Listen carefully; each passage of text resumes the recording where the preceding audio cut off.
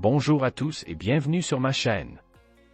Aujourd'hui, nous allons plonger dans l'introduction au système de transport appliqué au tourisme. Si c'est votre première fois ici, n'oubliez pas de vous abonner et de cliquer sur la cloche pour ne rien manquer de nos prochaines vidéos. Et si vous êtes déjà abonné, merci de votre fidélité. Sans plus attendre, passons directement au sujet du jour. Introduction au système de transport appliqué au tourisme. Introduction à la classe.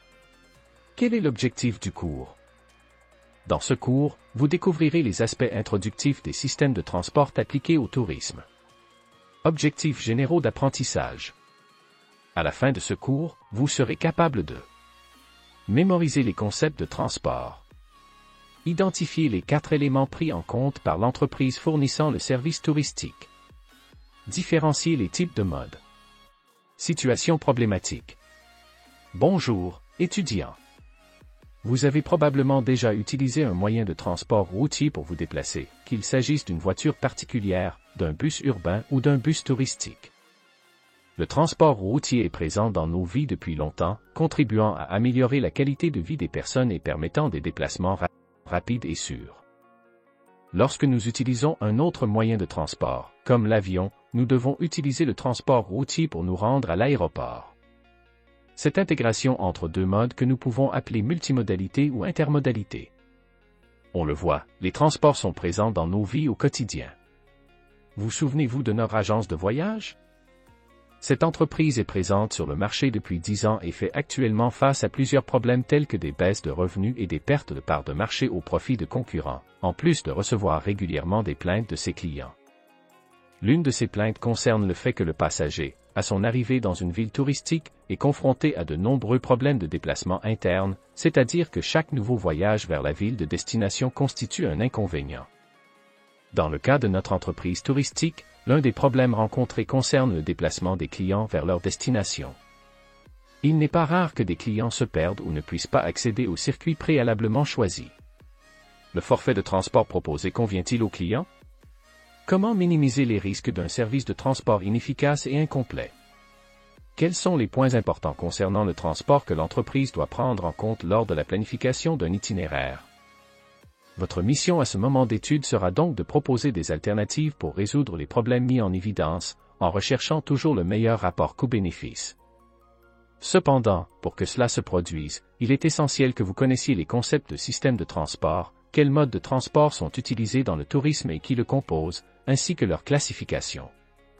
D'autres définitions, comme la multimodalité et les opérations d'intermodalité appliquées au tourisme, vous aideront également à aider l'entreprise touristique. Le défi est lancé et vous le relèverez certainement avec beaucoup de succès. Mettez-vous au travail et vivez une excellente expérience d'apprentissage pour vous. Concept de transport. Selon Pallard, 2002, le transport est défini comme l'acte de transporter des personnes ou des marchandises d'un point d'origine à une destination ou d'une destination à son point d'origine. Le transport est directement lié à l'évolution humaine et est considéré comme un élément clé du développement économique et social d'une région donnée. Son importance pour le tourisme a gagné en importance à mesure que ce marché a évolué et a commencé à exiger encore plus de moyens permettant aux utilisateurs de se déplacer. À son tour, la loi No. 11771 de septembre 2008 décrit le tourisme comme suit. Activités réalisées par des particuliers lors de voyages et de séjours dans des lieux différents de leur environnement habituel, pour une durée inférieure à un an, à des fins de loisirs, d'affaires ou autres et qui sont susceptibles de générer des mouvements économiques, le travail, l'emploi, les revenus et les recettes publiques, constituant un instrument de développement économique et social, de promotion de la diversité culturelle et de préservation de la biodiversité. Brésil, 2008. Dans ce contexte, quiconque a déjà eu besoin de se déplacer d'une origine à une destination donnée est en mesure de prouver l'importance des moyens de transport pour le tourisme et peut même affirmer que, sans moyens de transport, il serait également impossible de parler de activité touristique. Cependant, afin de mieux comprendre la relation entre transport et tourisme, il est également nécessaire de définir le concept de système de transport. Un système de transport est constitué d'un ensemble d'éléments qui interagissent les uns avec les autres de manière à répondre à la demande d'un voyage ou d'un forfait touristique spécifique afin que l'utilisateur ou le consommateur puisse bénéficier d'un niveau de service élevé en fonction de ses besoins, désirs et attentes satisfaites. La TAR 2002, P9, comprend que les systèmes de transport touristique sont devenus des moyens stratégiques de développement, permettant l'intégration économique et sociale des différentes régions géographiques et participant de manière substantielle à la communication entre les personnes, facilitant ainsi la diffusion culturelle et le développement des biens et services. Par conséquent, en ce qui concerne le système de transport, il faut considérer qu'il ne se limite pas au simple déplacement d'un point A, origine, à un point B, destination principale. Ce système doit être efficace de manière à permettre aux passagers d'atteindre d'autres lieux, également appelés destinations secondaires ou tertiaires. La figure suivante montre un exemple de système de transport touristique. D'après la figure ci-dessus, il est possible de voir qu'un système de transport doit être structuré de manière à répondre à tous les besoins de transport d'un passager pendant son voyage, afin de lui permettre de se déplacer pleinement entre les lieux choisis par lui. À son tour, pour que le transport atteigne ses objectifs en matière d'activité logistique, il est essentiel que 4 éléments soient pris en compte par l'entreprise fournissant le service touristique. Découvrez ci-dessous. 4 éléments pris en compte par l'entreprise fournissant le service touristique. Les 4 éléments pris en compte par l'entreprise fournissant le service touristique sont la route, le véhicule, le moteur et le terminal. Chacun de ces éléments est expliqué ci-dessous. Itinéraire. L'itinéraire fait référence à l'environnement dans lequel s'effectue le transport et peut être classé de 3 manières, les itinéraires naturels artificiellement améliorés et, enfin, les itinéraires artificiels. Les parcours naturels sont ainsi nommés car ils n'ont, à aucun moment, été modifiés par une quelconque action d'amélioration ou de restructuration. À titre d'exemple de ce type de route, on peut citer les routes aériennes, largement utilisées par le transport aérien, et les routes maritimes. Les voies artificiellement naturelles reçoivent ce nom parce qu'il s'agit de voies naturelles qui ont subi une certaine modification par rapport à leur état d'origine. Un exemple très courant de ces types de routes sont les rivières qui ont été draguées pour augmenter leur profondeur et permettre la navigation de plus gros navires, ou les routes qui existaient déjà et qui étaient pavées ou pavées. Enfin, les routes complètement artificielles sont celles qui ont été entièrement construites par l'action humaine, comme les voies ferrées ou les ports artificiels. En ce sens, il est important de souligner que l'option pour l'un ou l'autre type d'itinéraire influencera directement le choix du type de véhicule pour le déplacement, ainsi que le type de terminal à utiliser.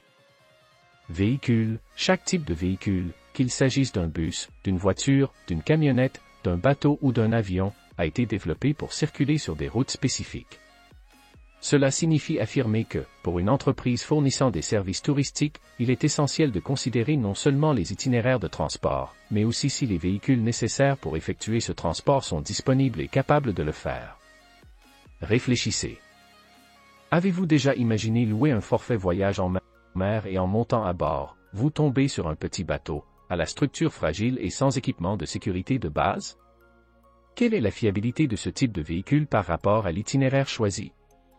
Force motrice, également appelée force motrice ou élément de propulsion, la force motrice peut être conceptualisée comme tout facteur pouvant transmettre une impulsion ou un mouvement à un véhicule donné. Mais ce concept peut être beaucoup plus large si l'on considère le fait que la force motrice est directement liée à la capacité du véhicule à atteindre un emplacement, à la vitesse à laquelle le véhicule se développe et à la capacité de passagers qu'il peut transporter. On peut donc dire que la force motrice est un élément fondamental dans le choix du type de transport pour un voyage ou une activité touristique. Un exemple en est le fait que le passager choisit de voyager par avion. C'est un fait que ce client souhaite gagner du temps lors de ses déplacements, car ce moyen de transport est celui qui a la plus grande capacité en termes de vitesse parmi les autres modes. Terminal, cet élément est constitué des points d'embarquement, de transfert ou de transfert des passagers.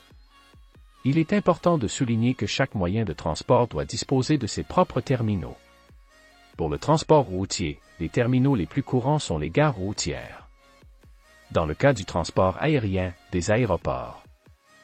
À son tour, le mode ferroviaire utilise les gares ferroviaires et, enfin, le mode fluvial a comme terminaux des ports ou tout autre endroit permettant d'embarquer sur ce type de transport.